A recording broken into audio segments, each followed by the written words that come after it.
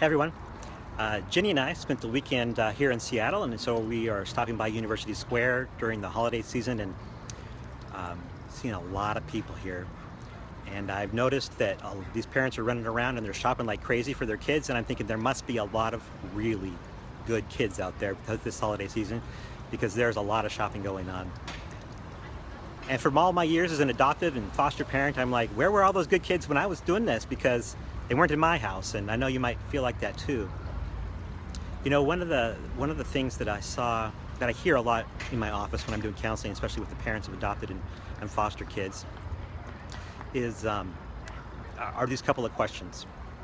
Why should I reward my child for doing something they should be doing anyway? Why should I give them a reward to like brush their teeth, or to go to bed on time, or to not come out 1,000 times, or for not hitting their brother? The other things I hear are things like, my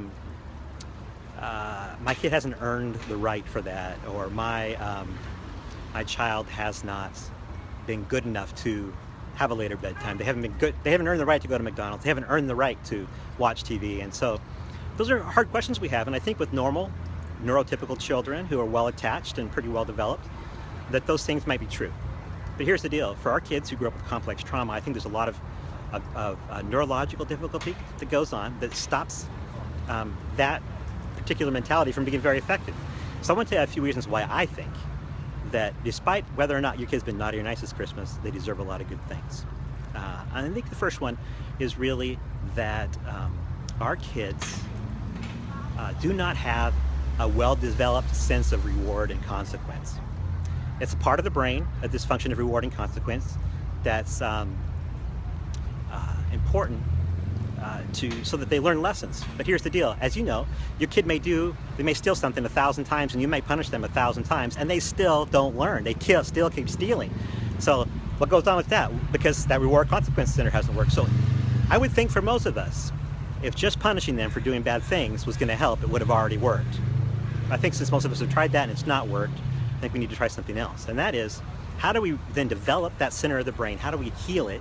How do we get it to work correctly and have all those neurons line up in the right ways that they were supposed to line up in the first place? And the one thing we've learned from Bruce Perry down at the Child Trauma Academy is this, that the way we make neurological change is through patterned, repetitive activity.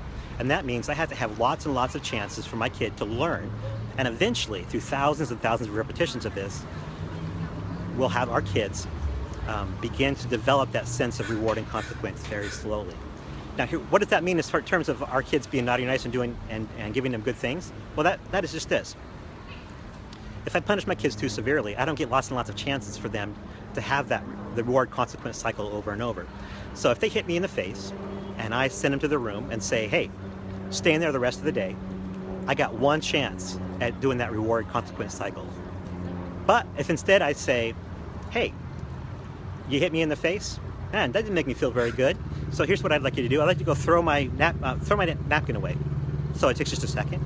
They come back and say, or you can say, come sit on my lap for a minute because that didn't feel very good to me, and whatever it is. But it's just for a few moments. And so if we do that, then guess what? In that one day, instead of sending a kid to his room and having only one chance at a reward consequence cycle, I might get 50 chances at a reward consequence cycle. So I can do that over and over. But the flip side to the consequence is this. If I need to give them lots and lots of chances at reward. And if I separate them from myself, I can't give them lots of chances at reward.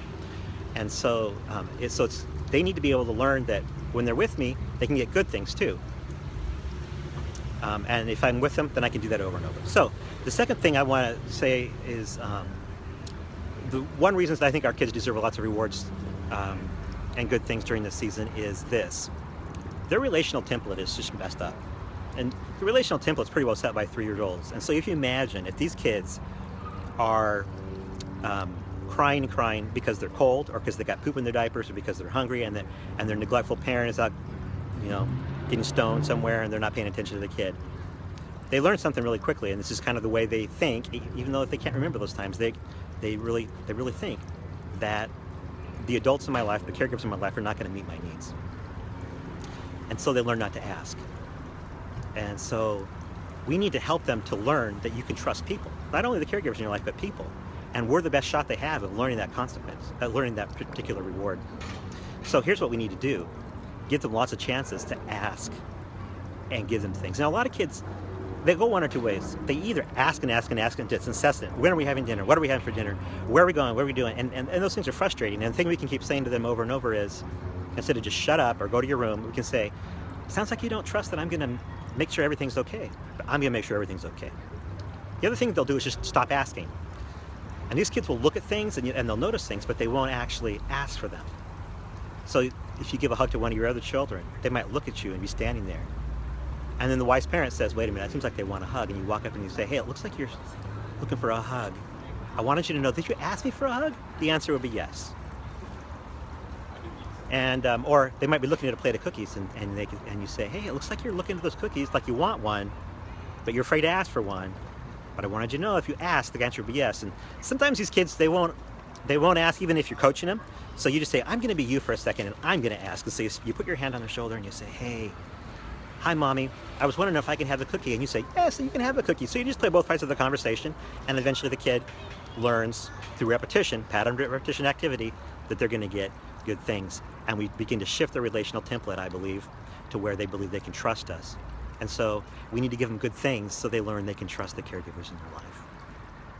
And the last thing I want to say about giving good things to our kid during the holiday season is this.